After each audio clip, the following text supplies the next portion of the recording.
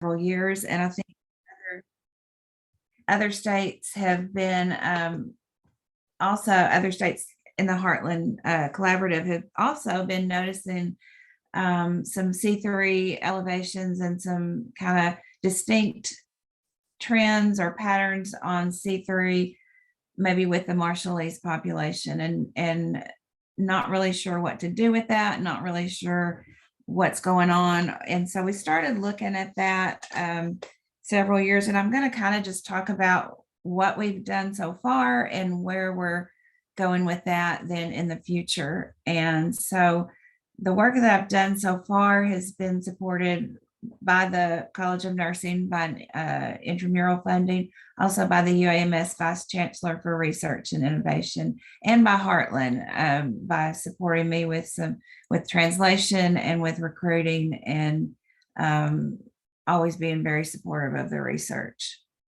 And for those of you who are not familiar with the Marshallese, I'm just going to go through really quickly, because for those of you who are familiar, you've probably heard this over and over.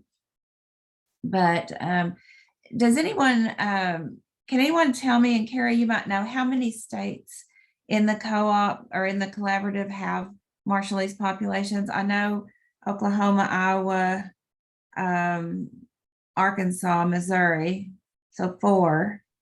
Do the other 4 states, do you know? This is Pat. Go ahead, Pat. This is Pat. I do know, I was looking at numbers, Laura, that Arkansas has about 15,000 compared to about, several years ago, it wasn't that many. And I have been in correspondence with Hawaii. They've asked about some of the Marshallese, and they don't have as many as we do, because the cost of living is so much. The highest population outside of the Marshall Islands, outside of the Republic of the Marshall Islands, but within Heartland, like North and South Dakota, and the other 2 states, I think just the 4 states maybe have population. So for those of you who are not familiar with the Marshall Islands, it's a group of islands and atolls that's in kind of the north central section of the Pacific, out. And you can see, let's see if I can get my cursor out there, if you can see it right up in here.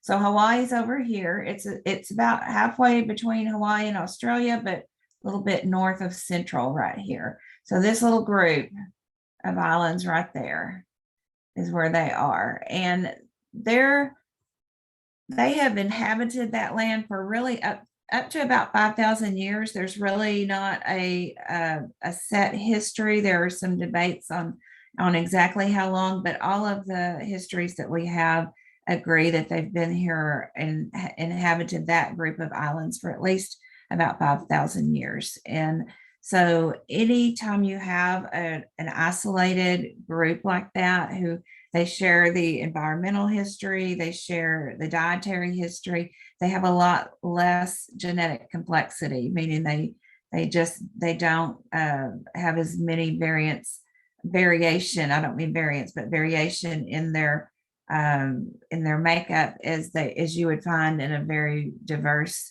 population in another area where you have a lot of coming and going throughout the years. And their dietary habits up until the last century were largely sea fish. You can see how they would get their fish and their protein and their meats from the ocean that surrounds them. They grew fruits like breadfruit, papaya, coconut, and watermelon. And this was a diet that is very rich in vitamins A, C, and E, which are antioxidants. And so if you'll keep that in mind as we go through and talk about the history. So they had a very high in antioxidants historically. Where's my button? Sorry about that. Wrong button. There we go.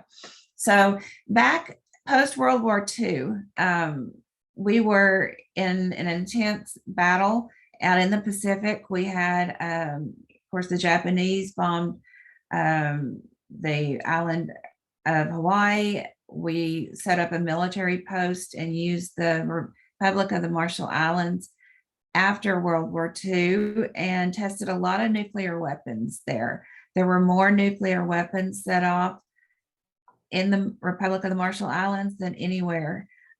We set off Bravo on March 1st, 1954, which was equivalent to about 7,000 of the bombs that we hit Japan with in World War II.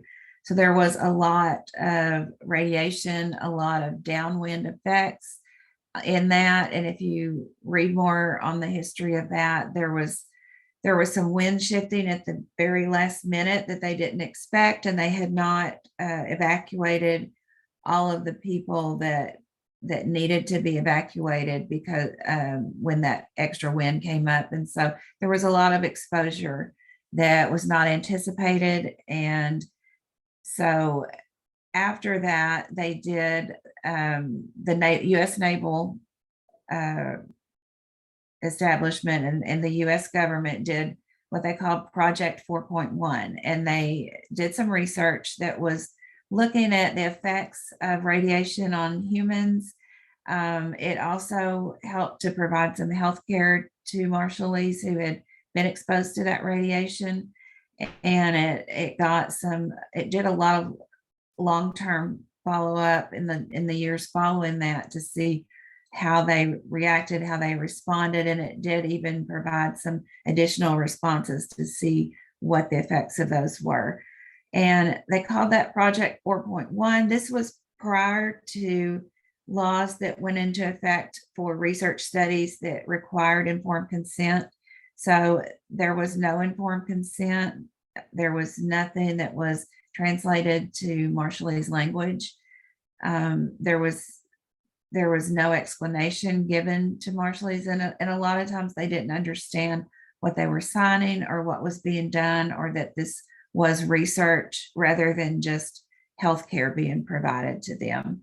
And so there was, as a result, a lot of distrust in the population, even to this day, of when you say the word research, it's been passed down, even though the people now that you may go and recruit for research, they weren't back on the island at that time, and they weren't exposed to radiation firsthand or to those studies, but their grandparents and ancestors and family members have passed those stories, and they know about the history of research abuse, and they know about trying to be a little bit beware of research and a little bit cautious of that, and a lot cautious of that in many cases.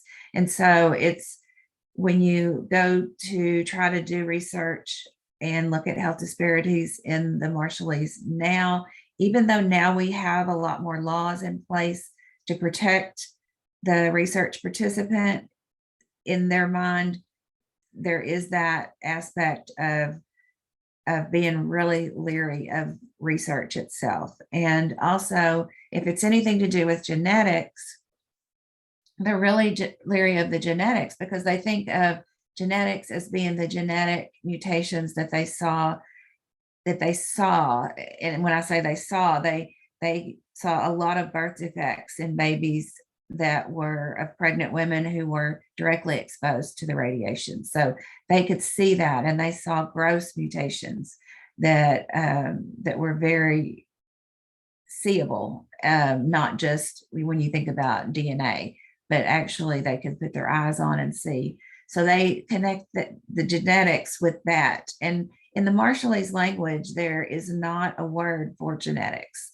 And so in translating informed consent and translating studies that you want to do for genetic research, you run into, there is no word. A lot of Marshallese, all of Marshallese, the language is very much contextual. And so the word will depend on how you're using it and what context you're using it. So one word might translate to something if you're using it one way, and then another way. If you're using it another way, it might mean something if you're saying that I, did this, or I saw this, or I am thinking of this, and it might be 3 different words. And so it's very, you can't just say, you know, I'll call my friend who works with me on research, and I'll say, I need, you know, what is the word for this? And she'll say, well, how are you going to use it? And this was at first, because now I've learned this, you know, she'll say, how are you going to use this? You can't just, you know, I can't just ask, I need a word for this. You have to say, I need a word for how I'm going to use it like this. And I'm going to mean it like this, not just I'm going to use it, but also what I mean to say is this. And so you have to give all of this context. So it's very, very intricate in doing informed consent and in communicating, so that you are very careful about how you get your message across, and so that it's understood. So that's something very important to remember, the background. So that is the background. And then as we go forward after that, because of the contamination in the land, and you know, a lot of it was uninhabitable, we created the United States and the Republic of the Marshall Islands created a compact of free association, and it's COFA. If you see that, a lot of times it's abbreviated. It was agreed upon in 1985. It went into effect in 1986. And what it did was removed a lot of travel restrictions to and from the US. Marshallese can come and go from the US without visas. They can come and have their education without having to go through the immigrant and visa and permit, and they can work without work permits. And so it allows a lot of freedom to move to the US to work, to have a lot of educational and work opportunities. And so many Marshallese, especially the younger Marshallese, have come and taken advantage of all of that opportunity. And so they began to come in the late 80s. There was one person in the late 80s who came to Arkansas in 1986, went to the University of Oklahoma, settled in Northwest Arkansas, and started to spread the word back to the Marshall Islands about the opportunities that were here. And a lot of those opportunities were connected with the poultry companies up there, with Tyson and also with Walmart. And so they could work. There was a lot of entry-level opportunity for jobs, and they were making a lot more than they could make back in the Marshall Islands. And so they moved their families. They saved to have the airfare to come to the United States, and they would come and then bring their extended family, and more they started to move, and a lot of people have settled in Northwest Arkansas. So that's where the greatest population in Arkansas is, in the few counties up in Northwest Arkansas. But we also see large populations, like I said, in Oregon, Iowa, Missouri, Oklahoma, and some of the other states within the Heartland collaboration, which is why I wanted to share this with you all.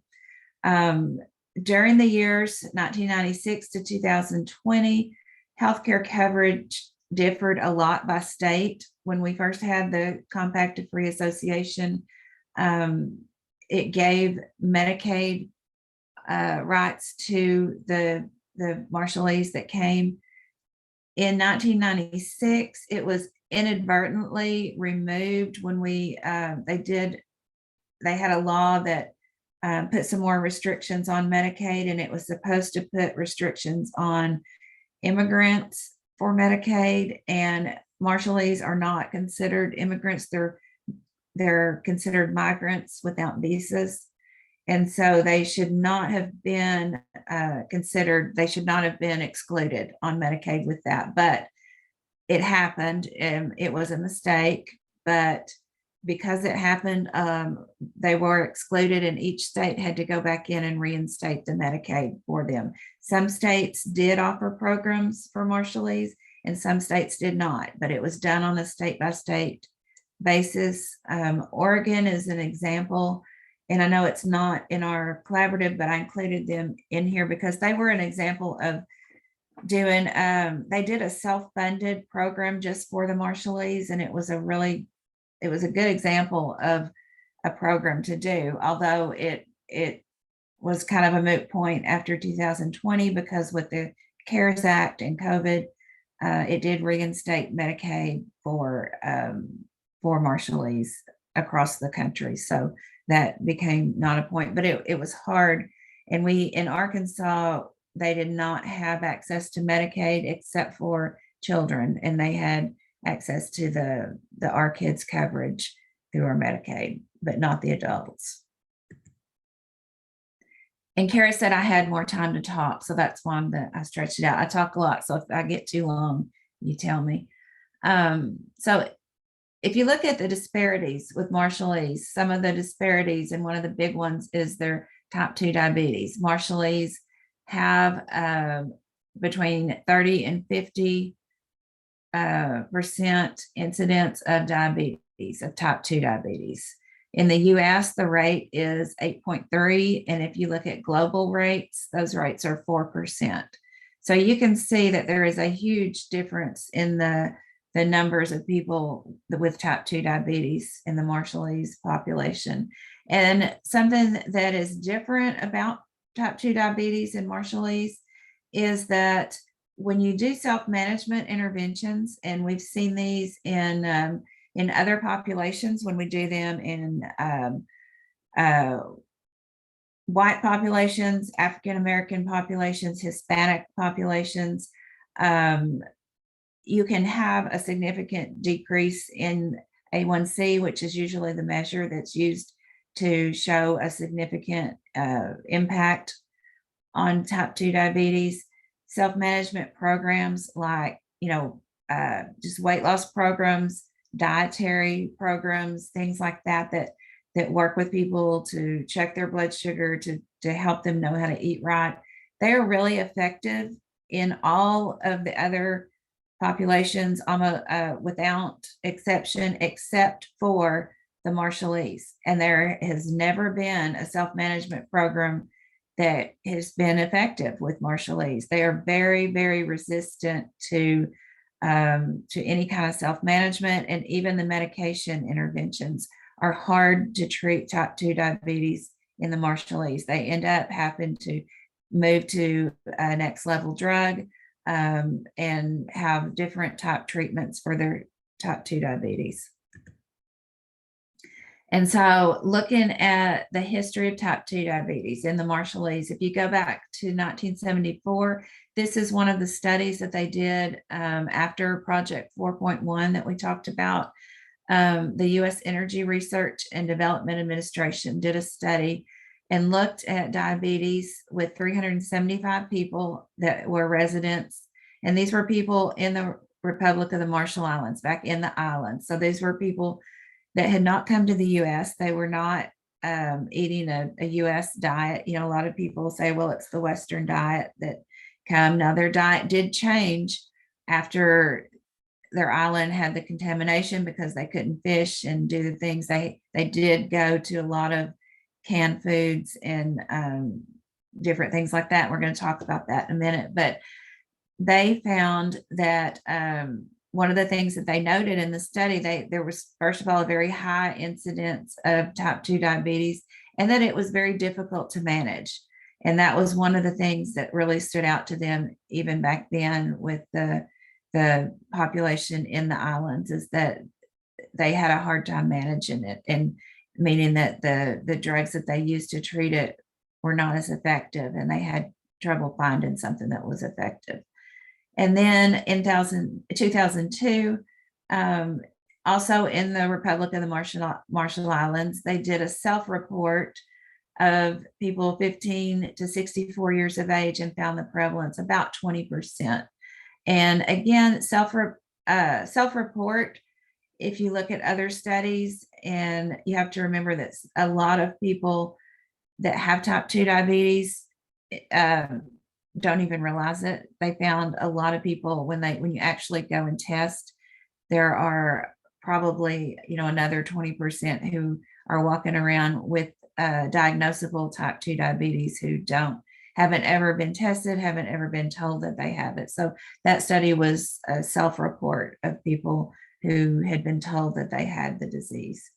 And then in 2003 to 2013, Kaiser Family Group did a prospective study, and this looked at a whole lot of tens of thousands of people, but there was a group of 7,700 Pacific Islanders within that larger group, and they looked at a high variation when you broke down Asian and Pacific Islanders. And so, and meaning that if you put everyone, a lot of times Pacific Islanders get grouped in with Asian, because overall, if you don't, that's the racial group that they're going to be kind of lumped in with if you don't subgroup out the smaller race groups.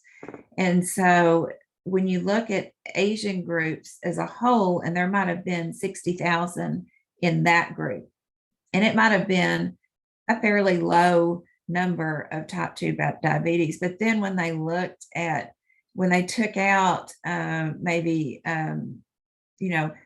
South Chinese, North Chinese, Korean here, and Taiwanese over here, and then when they pulled out Pacific Islander, and even subgrouping that by, the Micronesia and in different areas of the Pacific Islands, then they began to see that they were very, very different in those subgroups. And so if you look at just the area where the Republic of the Marshall Islands were, their rates were really, really high.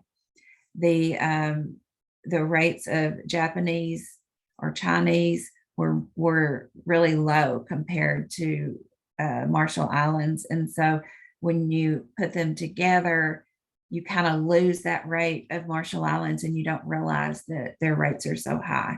And so, and I'll go ahead and say I've been in a conference this week.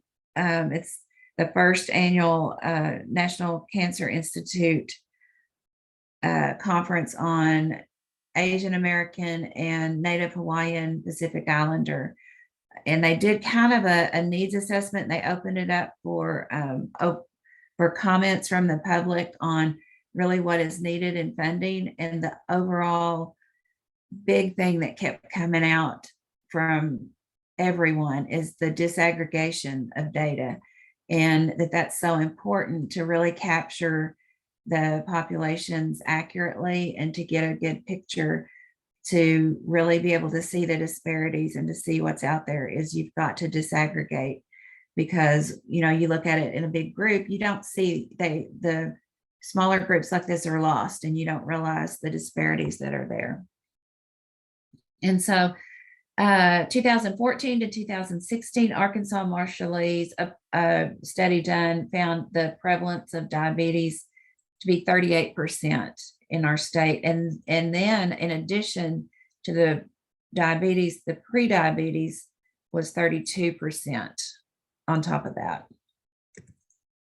And so the hypothesis that our research is building on, and I'll just kind of talk through this quickly, and I tried to, how do you put 4 years of work into 20 slides for 30 minutes and a few more minutes? But this is in a nutshell what we're looking at. So we're thinking that isolate populations can have amplified founder effects. And that's just the effect that occurs when you take a small subset of a population, you remove it or isolate it from a larger population, and it causes a change in that subset's population. So you have a rare variant in a large population.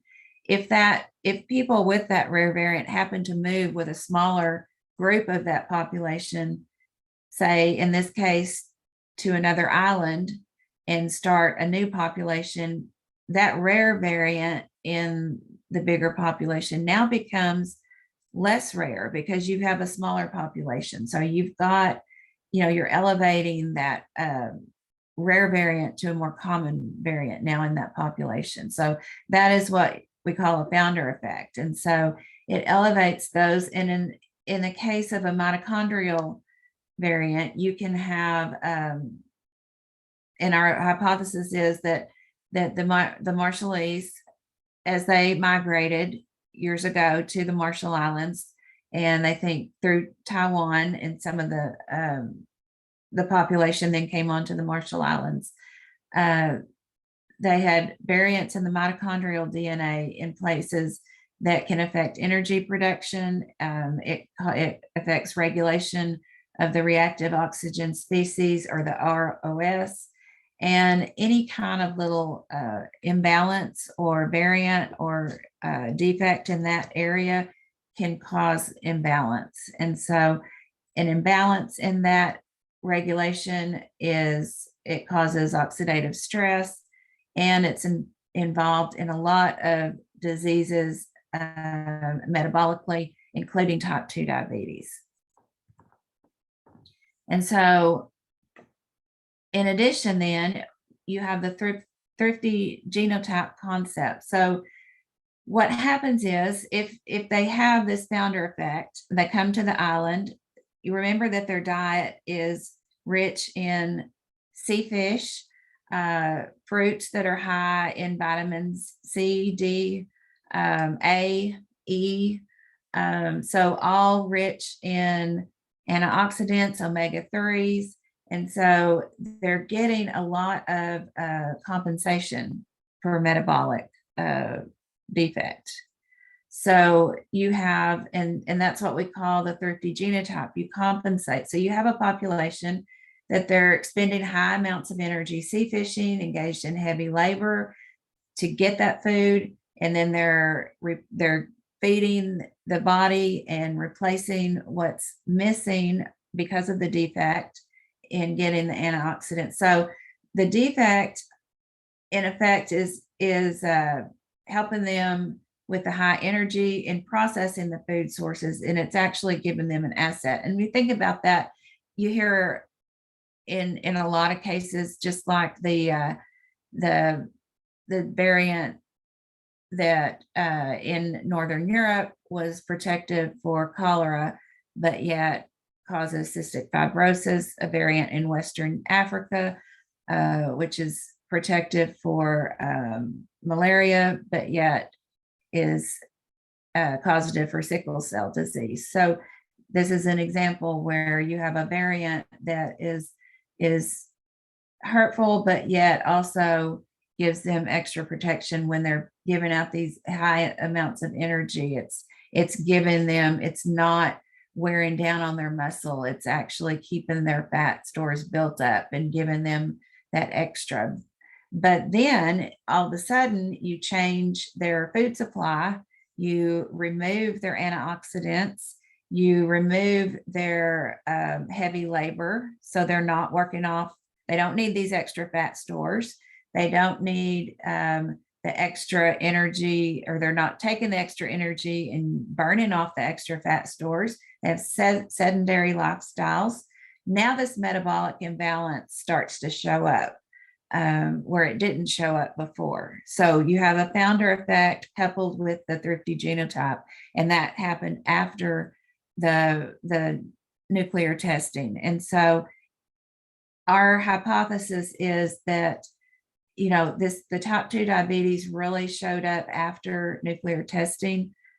A past theory has been that it was caused by the radiation in the testing itself. Our theory is that it was caused by the changes brought about by the testing, but not really the testing itself, not the radiation, but caused by the sudden change all at once in their lifestyle and their diet.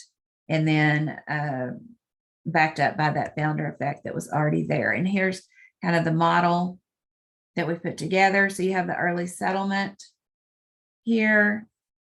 You have the recessive mitochondrial DNA mutation due to founder effects. Although their diets here resulted in no change in the phenotype, which is what you see expressed. Then we have World War II come in, the nuclear testing, and a sudden dietary change. And then you see the shift in the mitochondrial oxidative function. And then that's when you start to see the phenotype change. So here's where Marshallese newborn screening comes in. The Republic of the Marshall Islands has no newborn screening public health program. So they have never had any kind of newborn screening. But when these new younger families come to the United States, they have babies when they come here, and they're screened according to the state mandate in the state that they live.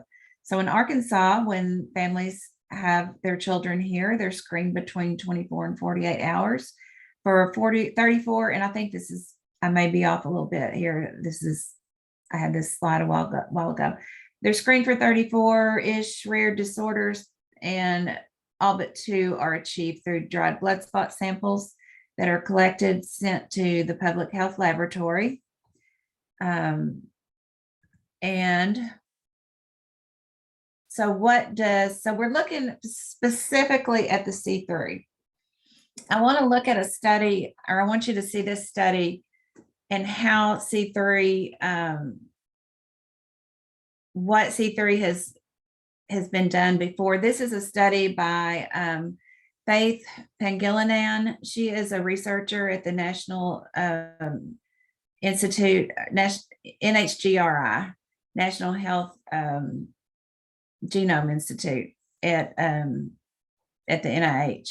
So Faith and Larry Brody, who are the first and last author on this paper, I met them and got to know them when I spent a summer up there in 2019. And this is really where we started talking, and she does a lot of research on vitamin B12 deficiency and looking at clinical relevance and what goes on. And she was starting to look at some samples in New York. And so we got to talking, and she ended up looking, and Tracy Clegg, I think, supplied her with some data from Missouri. So it's got Missouri data, Arkansas data, and New York data from 2009. And what they found was they did not look at mitochondrial DNA. And they didn't look at DNA from our samples, but they looked at New York DNA. And they looked at the New York dried blood spots, and they found variants associated with their C3 elevations in the CD320, which is not a mitochondrial DNA, but it's a gene variant that is associated with vitamin B12 function. And so that's not something that we looked at. We looked at mitochondrial function related to vitamin B12, but it was really interesting that she found that even in other DNA that is associated with vitamin B12 function. So, but she looked at just the associations of certain populations and the disproportion of C3 elevations. And these are transient elevations, and this is what we've been looking at. This is her caption, and I just copied and pasted over here. So these are all newborns with transiently elevated C3. And what that means is when they had their first screen, C3 had a bump. It was a borderline C3 elevation. And then when they had their second screen, it was normal. So when you look at New York's cases, these are white race, Black, and Hispanic. So they were finding that their Hispanic population was really disproportionately high. So they were looking at Hispanics. They looked at white, Black, Hispanic in Missouri, and then the same with Arkansas. And they showed what a disproportionately elevated that ours was. Now, the thing to think about in Arkansas in 2009, we didn't have Pacific Islander on our card, on our newborn screening card. We had, I think, white, Black, Asian, and then Hispanic, non-Hispanic. And so where would Pacific Islander be placed? A lot of people who were doing the newborn screen cards out in the hospitals, out in the birth hospitals, they see a brown skinned family who doesn't speak English, and they mark it Hispanic. And so I think a lot of our Marshallese are probably aggregated in this total. I don't know that for sure. This was before we had E-Rave, and you can't go back and look at birth certificate data. But I'm guessing that a lot of that is just due to the lack of disaggregation. And it may also be true in Missouri, because you have Marshallese also in Missouri. That could be something that's going on there, because even though Hispanics were a little higher in New York, and New York does not have a Marshallese population. So that's probably a true finding, maybe with Hispanics. And we do see more C3s in Hispanic, but I feel like some of that is our Marshallese. So in 2019, after I talked to them, I went back and looked at actual data, case by case, pulled out birth data, because we did have some E-Rave data by then, and took some assumptions. So assume that if a mother and a father both self-reported that they were of Marshallese race, then the baby would also be of Marshallese race. So I pulled those out of wherever they were aggregated, either Asian or Hispanic, and then also went in and found the true Asian, true Hispanic. And you can see in 2017 and 2018 what this is, total births. So for total births, 37,520, we had 133 transient C3 elevations. So we had 0.35% in our total population. For whites, we had 62, which was 0.26%. African American, we had 8 total for the year, 0.11%.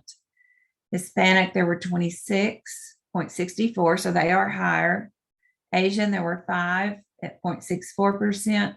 In the Marshall Islands, there were 24 babies, and that was 5% of their population. So you can see this is like 10 times at least, or sometimes even more than that. And these are others that we really couldn't determine what they were. These are really significantly higher than the other populations. And so in 2019, we changed our newborn screen filter paper collection card. Leslie was getting ready to reorder, and we were able to make some changes. We added Pacific Islander right here. And we also added Alaskan Indian and American Indian, Alaska Native.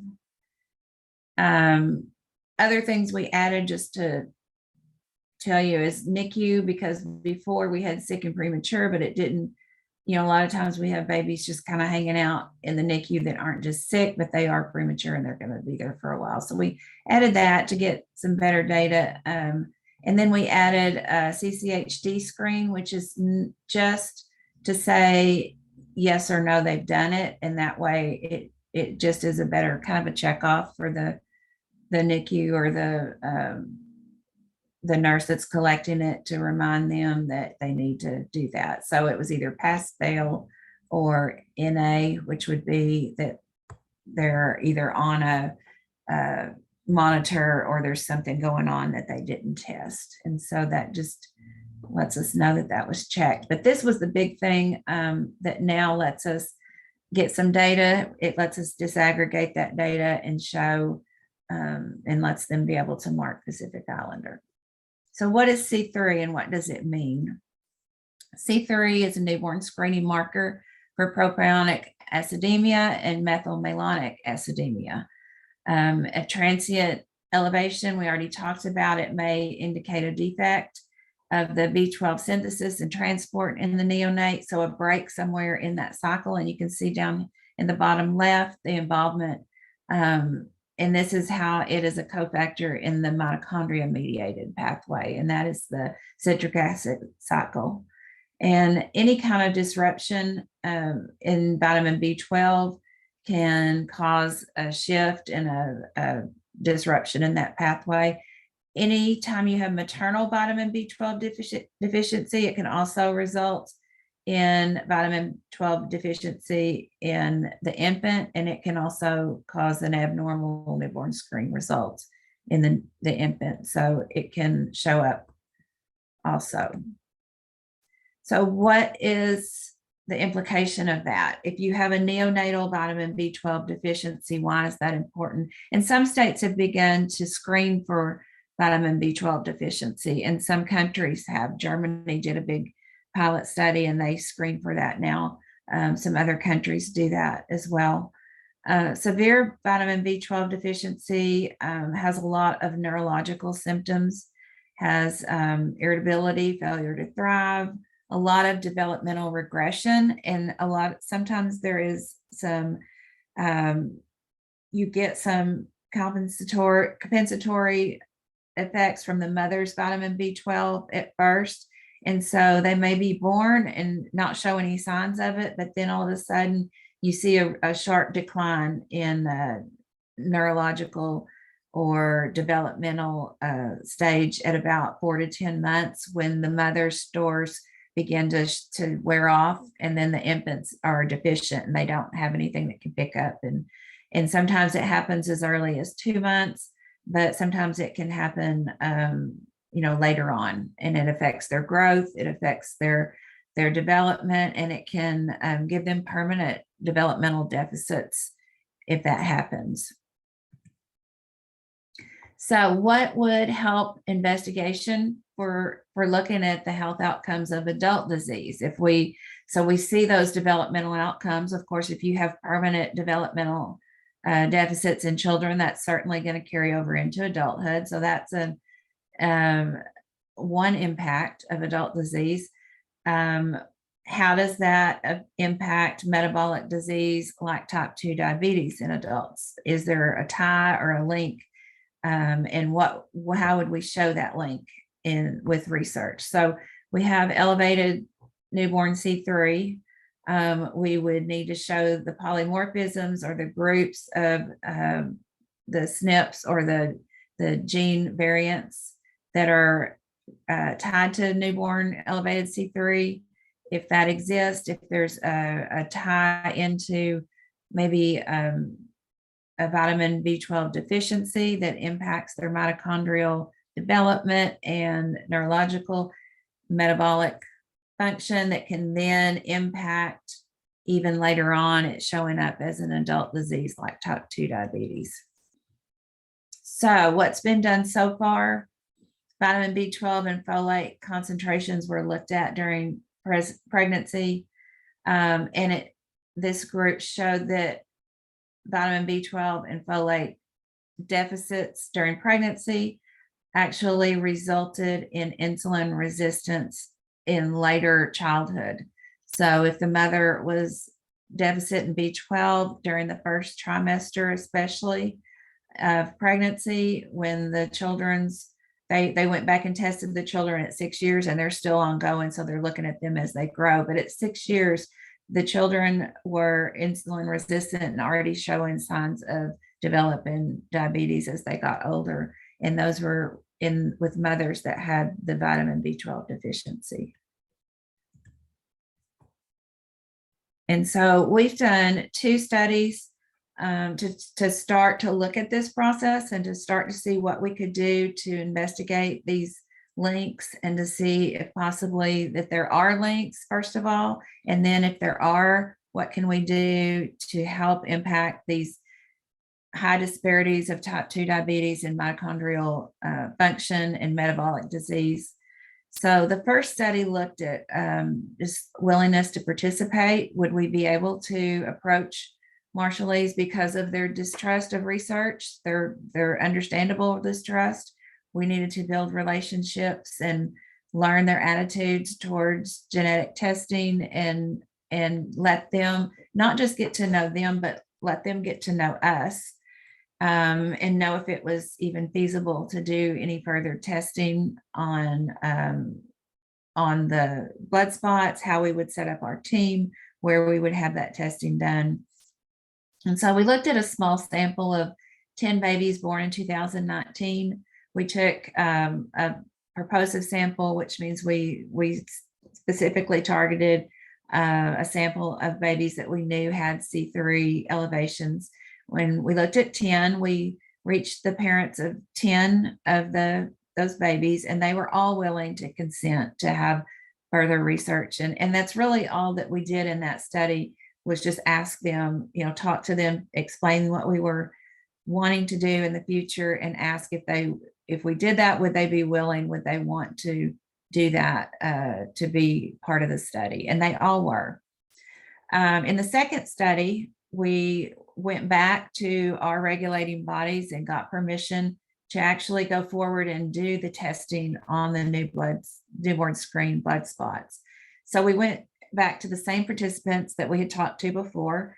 Now, at this time, COVID was happening, and so it slowed all aspects of research everywhere. And so we were able to reach 5 of those 7 parents this time. Some have moved around.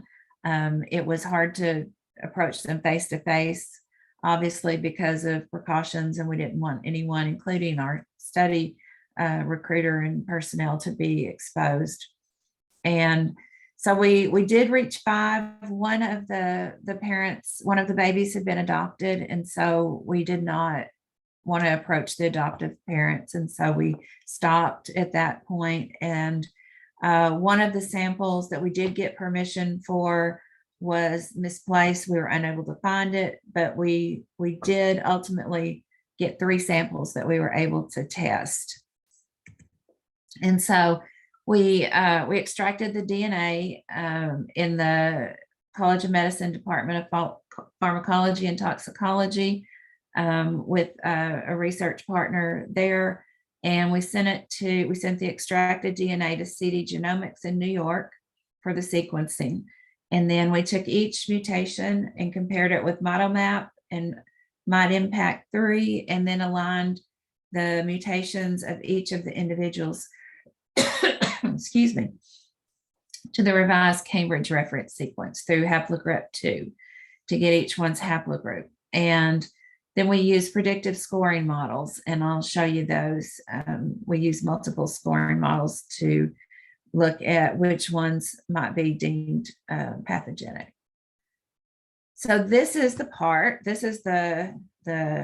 voila.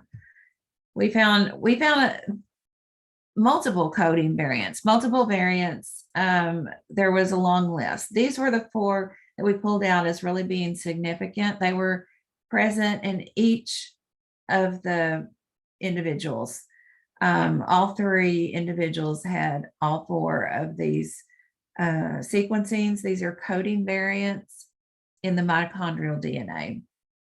All individuals aligned with the B4A1A haplogroup. And so when we put these through, well, first I'm going to talk about the literature, and then I'll show you the predictive scoring. So in the literature, what significance do these mean? First of all, there are some specific diseases that these are all tied to. All of these variants have been associated with Leigh syndrome. That's one thing. But so in the literature, Benton et al. Is a group that has done a lot of research down in a group of Polynesians near New Zealand. And they sequenced 20 of the mitochondrial DNA genomes of those individuals. And they found what you would expect in a small island population. Mitochondrial genome diversity was reduced. They found 6 novel mitochondrial DNA variants. So these were variants that had not been identified before, were not in any of the databases. And one of those was the variant that we found. And he found that variant in all of his 20 samples, and it was absent or rare in all ancestral subgroups. So the A15746G, right here, well, I'm pointing and you can't see me point, this one right here. So this was in all 4 of our samples as well, which was interesting. There were 2 studies who associated the subclade that we found to founder effects in Taiwanese groups. And if you'll remember, some of the research and the theories as to the migratory path that the Marshallese took to settle in the Marshall Islands came through Taiwan.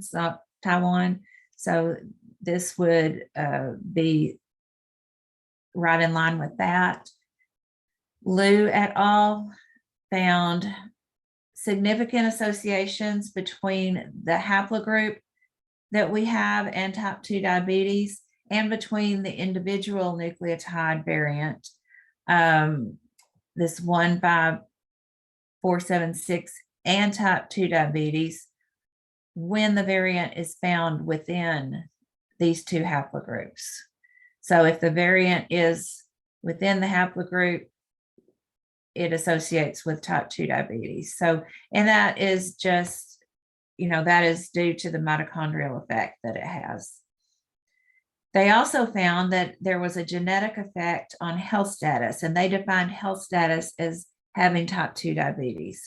So there was a mitochondrial genetic effect on health status for ATP production, lipid function, DNA oxidation, the mitochondrial inner membrane potential, lipid metabolism, and blood pressure.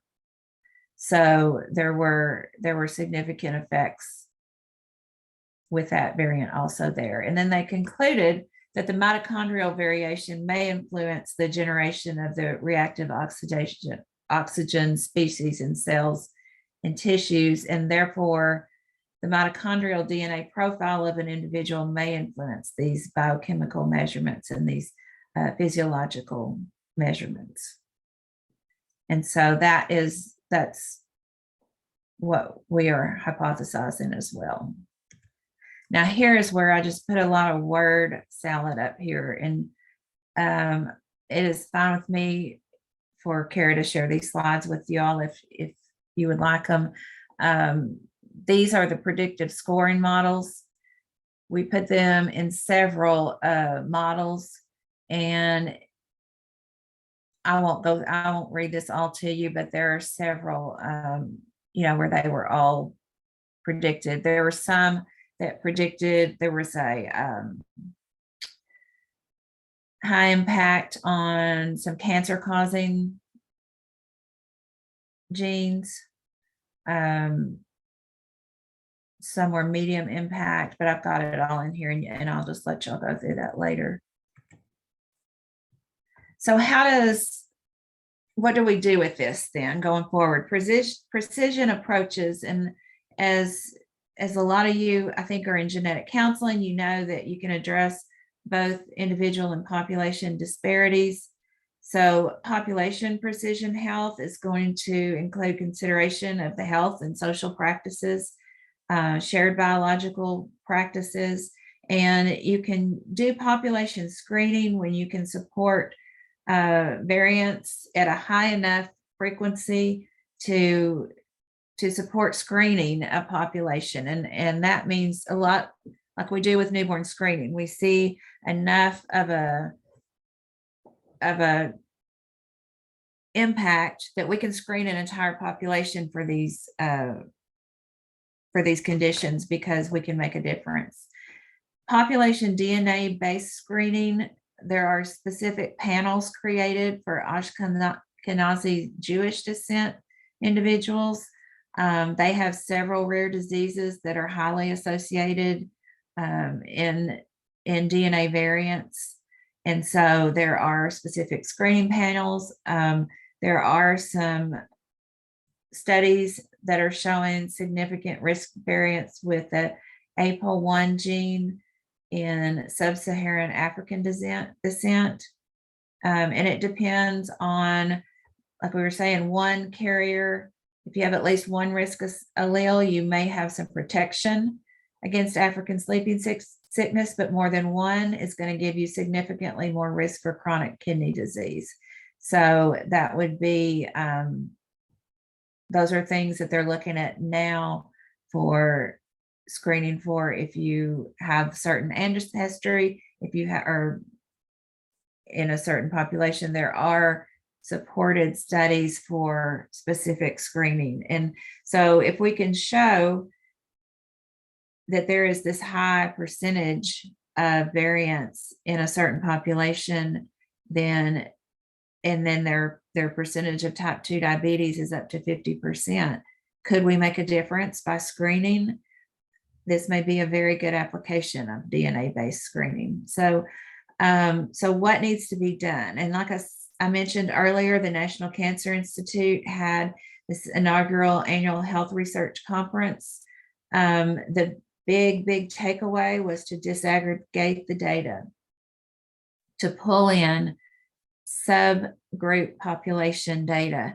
And that means going out in the field, getting the data, getting the genomes, getting the sequencing, getting the database information so we can even look at what needs to be done and the associations and how we can include small groups of larger populations to even be recognized. I was on a conference call with some people that were talking about some of the larger databases, and there were some at the NIH, and I thought, I've searched to try to find groups, and I found there's a group of 6 Marshall Island sequencing, whole sequenced genomes in a database that I found. And so I just asked them while we were on the call, and they searched, and they were looking at things and answering questions, and they said, well, let me look and I'll give you, where you can go to find these. And so they searched, and they said that they're not in here. And they said, that may be something you need to do. And I said, well, I've been saying that, and they're not in there. And so, my passion and desire is to get this group recognized, get them included in these databases, get them to where we can do some significant and meaningful research to really look at the reasons that they have health disparities, and stop doing the interventions that don't work and look at what we can do that would work. And so I think another takeaway from this conference was that reducing the health disparities it's an ethical obligation. You have to include disparities of healthcare accessibility and increased disease risk due to genetic susceptibility. Those are all healthcare disparities. If you are not represented in these databases and you're not represented in research, that is a health disparity. And that is also becomes an ethical obligation as researchers to address those disparities. So in the future, again, need to include them, need to disaggregate the data, the research we need to look at, do the founder effects explain or influence, it's supposed to be or influence high rates of metabolic disease, and do they impact response to clinical management in adults with type 2 diabetes? Those are questions that are out there that are yet to be answered. And then implications. If we can answer those questions, then we can move on to interventional trials testing mitochondrial targeted antioxidant therapies that could inform treatment. It could be, as simple as increasing exponentially possibly the antioxidant therapy that we use. Should we give prenatal vitamin B12 supplementation at an increased amount, especially during that first trimester. Think about the impact of folic acid that we've done over the last decades and how that's impacted birth defects in babies. I think vitamin B12 could have the same impact, especially in this population, to improve the health of the children and adults as they grow into adults. So my current work is the Marshallese Fish for Health study. I will be possibly coming to a state near you. I'm looking to develop and test a collection tool for a future study just to get some information to make associations and determine the feasibility of being able to recruit adults for a future study, much like I did in the first pilot study for that second study. So I'm looking to expand and do a larger study now, and to be able to collect data and samples to use in the future research, to look at some case control candidate gene association studies or studies looking at genetic links, and then also being able to then put those genome study or those genome sequencings into databases to allow a lot of research to be done to look at what we can do. And that is all I have. So I would encourage you, if you have large numbers of Marshallese individuals in your state, and look at your data and see if you are accurately measuring your data. See if you're pulling out, or if you're maybe hiding the data by not pulling out that subpopulation. And I would say the first step is that every state that has that population should be accurately capturing the data. And that would be a good first step for everyone to take. And that's all I have. Wonderful. Thank you. I don't even know how to say fantastic, wonderful, awesome job, Laura. Thank you for sharing. And then by you sharing that about capturing it for your state, I guess just making sure that the Pacific Islander is on that newborn screening to be able to identify that would be a first step, but that's not right in place. But what's the other reaction? I mean, I don't know where to begin. So anybody have any questions, reactions, anything they want to share? It's a lot to take in. You gave us a lot of information, and it was all wonderful. It gave a whole new perspective for me anyways. Good, I'm glad. Mm-hmm.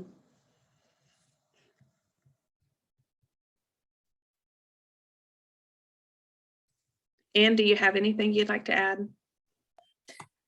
No, thank you so much for this presentation. I just wanted to see if there are additional questions, or and sometimes when when people have time to think about it, they may have some in the future, and in that case, we will reach out to you. Absolutely, yeah. I put my email on there. Just email me.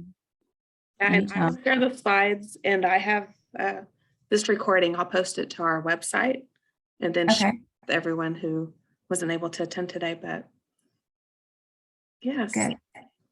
Okay. I want to say one thing. This is Pat Purefoy, newborn screening manager in Arkansas.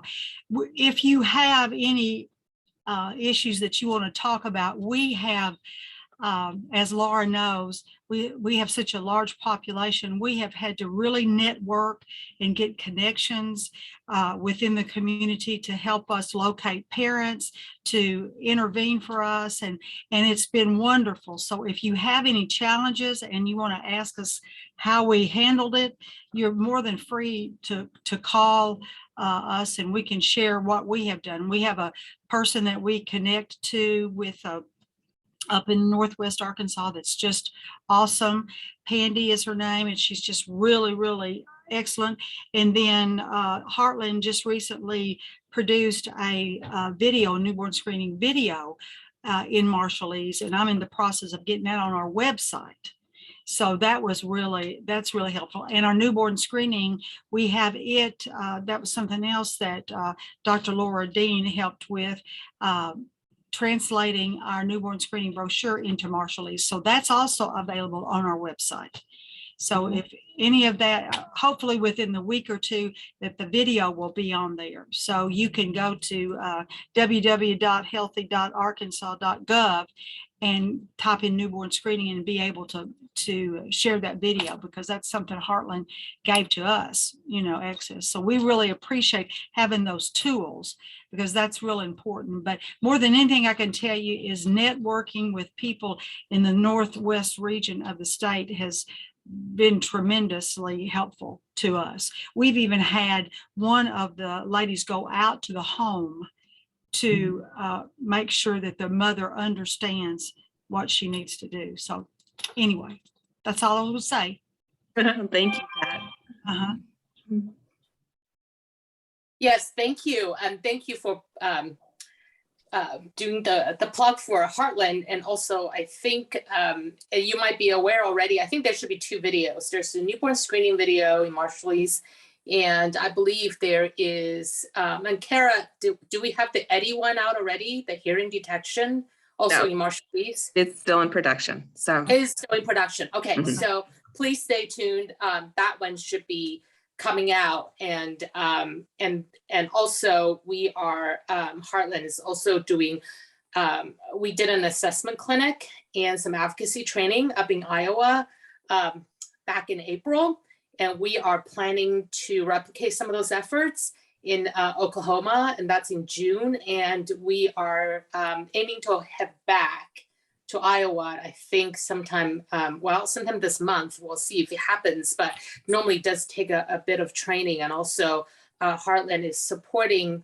a community health worker who is Marshallese and has done a lot of outreach.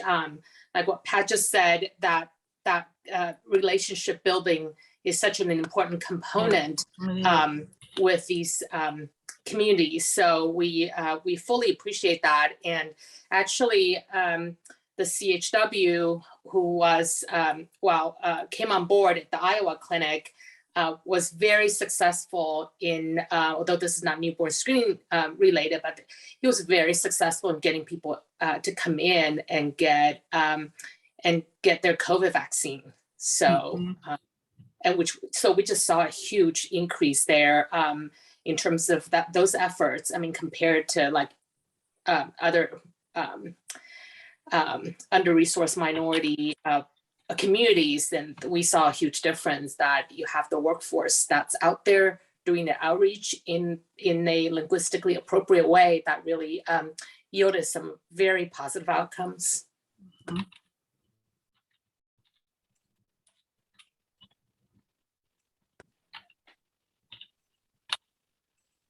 Okay, any other reactions, comments?